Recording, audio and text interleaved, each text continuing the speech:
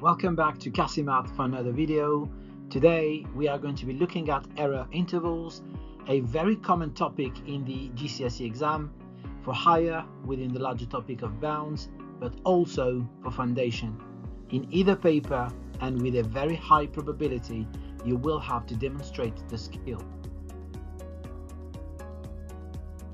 Suppose that there is a certain number here called y that once rounded to one decimal place gives 7.2. We could ask the question, what was the number that was to be rounded in the first place? Well, 7.21 would surely round to 7.2, but also 7.22, 7.23, 7.24. Now 7.25 is the absolute limit, because from that number exactly it would round to 7.3 and not 7.2 anymore.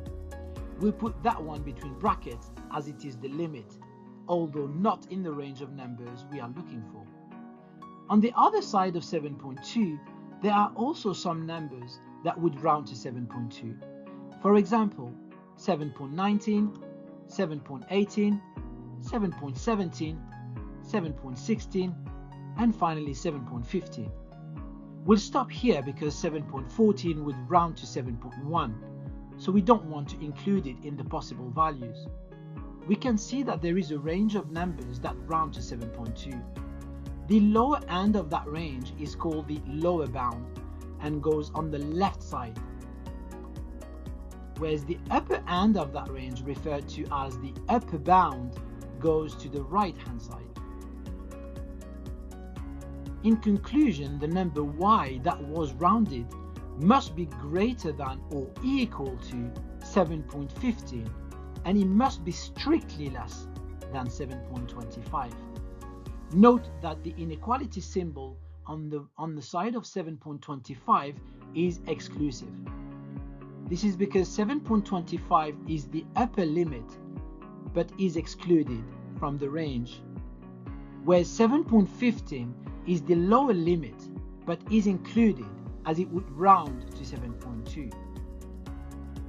Now this entire statement is what we call the error interval. We are now going to have a look at a few common examples. You'll have the opportunity to check your understanding and also to practice. So get ready with a pen and paper. Exam questions tend to come in the same format as follows. We will use 3 simple steps to write our error interval. Step number 1, identify the degree of accuracy in the rounding and translate it as a number. In the first example, the number is rounded to 1 decimal place. The first decimal place is the 10th and 1/10 is 0.1. Step 2, we divide that degree of accuracy by 2. The answer we get is what we'll use in the calculation for the lower and upper bound. Step 3, for the lower bound, we take away that answer from 8.4 and we get 8.35. And for the upper bound, we add that answer to 8.4, we get 8.45. Let's do that again with a second example, step by step. Step number 1, find the degree of accuracy and translate it into a number. Here 2 decimal places is the 100th and 100 is 0.01. Divided by 2, use your answer from step 2, then take it away from 14.32, that gives you the lower bound. Add it to 14.32, that gives you the upper bound. And there you go. You have your error interval.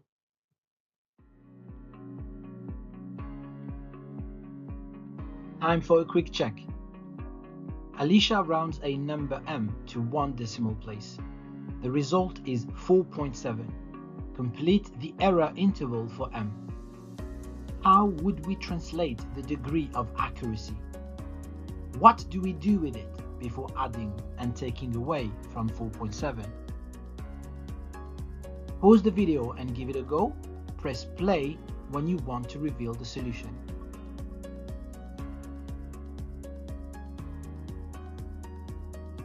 And here is the solution.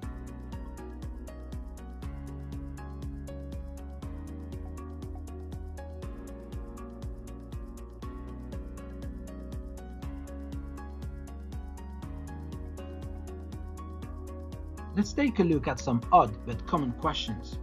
These are worded questions and contain some variations that can put you off in the exam. We will clarify them. You'll then have the opportunity to check your understanding and also to practice. In the first example, it says the length of the table is 78.2 centimeters, but it then says to the nearest millimeter. That's confusing. We would certainly feel more comfortable if it was the same unit. Well, in that case, we're just going to convert the degree of accuracy to the same unit as the rounded number. 1 millimeter equals 0.1 centimeter. Let's cross it out and replace it. Next step, divide by 2.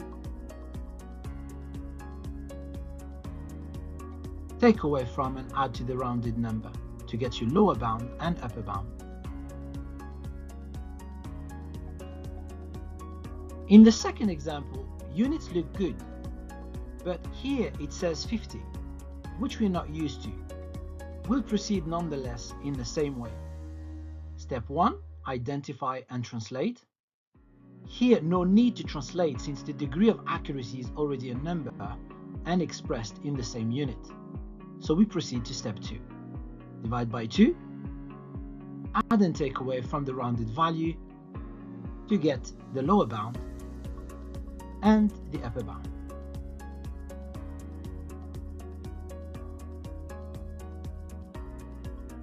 And time for another quick check.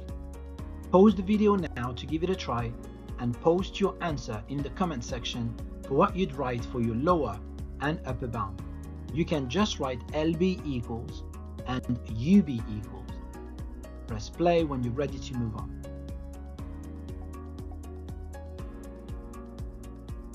Alright folks, time to practice the skill now. Here are 2 very common questions. Pause the video, attempt the questions on paper, and press play when you're finished to reveal the solution.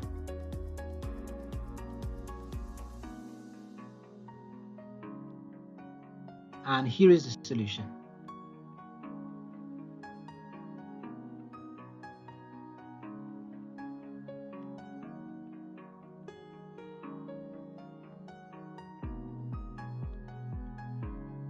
Congratulations if you made it to the end and have shown amazing resilience today.